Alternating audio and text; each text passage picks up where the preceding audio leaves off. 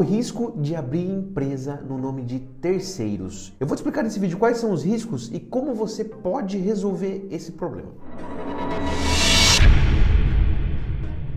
Olá, eu sou Sandrival Matos, sou contador especializado no mercado digital e uma prática que a gente tem visto constantemente acontecer é aquela coisa de abrir uma empresa no nome de um terceiro. Isso acontece por algumas razões. Existem casos que o empresário vai lá e abre um MEI, por exemplo, daí ele descobre que ele só pode ter um único MEI no seu CPF e aí ele começa a abrir MEI no nome de terceiros. Abre o nome da esposa, do esposo, do filho, da avó, da tia e começa a ampliar essa rede de CNPJs. Para quem faz isso, eu já preciso te dizer que você está cometendo uma ilegalidade tremenda e que isso vai te expor a riscos desnecessários facilmente identificáveis por parte da Receita Federal. Porque, por exemplo, se você é casado, casada, você já tem um vínculo legal existente para a Receita Federal. Então é muito fácil identificar que você abriu o MEI no nome do marido, da esposa, só para burlar a legislação tributária.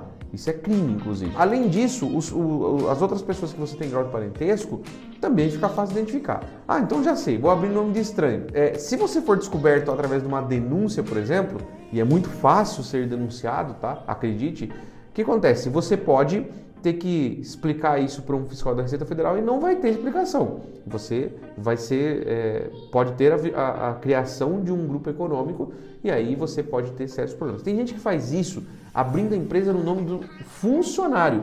Cara, não faça isso. Isso é hediondo. Tipo, você vai ferrar a vida do sujeito. Às vezes eu já vi empresário que faz isso e não paga, inclusive, aquela guia mensal do MEI que está no nome do funcionário. Aí o funcionário sai da empresa e tem 5 mil reais de débito lá que ele nem sabia que tinha. Bom, os riscos que você tem disso aí é o seguinte: autuação por parte da Receita Federal, você pode ser compelido a pagar o imposto por outro regime tributário, como por exemplo o Simples Nacional retroativo, da data que você abriu aquele negócio, e aí pode ficar muito caro e até inviabilizar o seu negócio, que é uma dívida federal, né? Pensa comigo o seguinte: você tem funcionários, você começa a ter funcionários.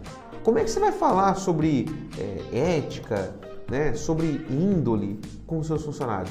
O que é que você espera que seus funcionários vão fazer quando eles descobrirem que você está dando nó em pingo d'água só para fugir de impostos? Mas nós vamos para um outro estágio. Vamos pensar que você já tem uma microempresa, né, optante pelo Simples Nacional, e aí você também fala, está subindo demais a alíquota, eu vou fracionar aqui o faturamento.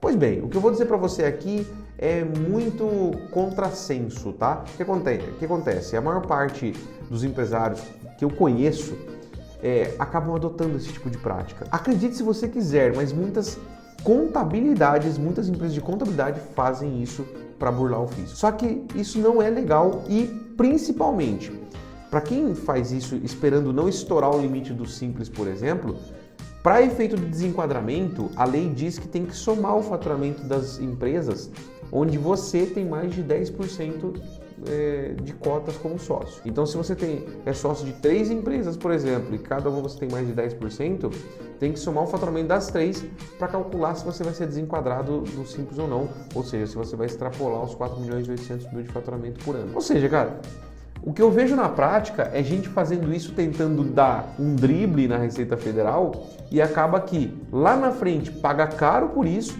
e enquanto está fazendo isso, acaba tendo um problemão para equilibrar tudo isso, porque você não tem uma empresa para gerir, você tem 3 do mesmo segmento. Uma coisa é você ter 3 negócios diferentes, porque você tem oportunidades de negócios diferentes, né?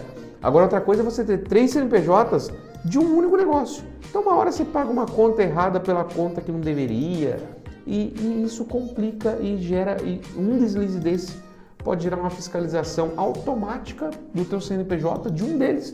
E aí, ganhou um deles, pode ganhar os demais. Sandrival, mas então como é que eu resolvo isso? Qual é a solução para isso? A solução para isso é você encontrar a melhor forma de tributação para o teu negócio. E o que acontece é que é o seguinte, com uma contabilidade especializada, você não precisa fazer esse tipo de prática para pagar o menor imposto. Você precisa apenas organizar adequadamente. Existem casos que faz sentido sim abrir mais de um CNPJ, mas a maior parte dos casos isso é balela. Você está abrindo o CNPJ para se complicar, ao invés de fazer isso para pagar menos impostos. Você pode até pagar menos impostos, só que errado.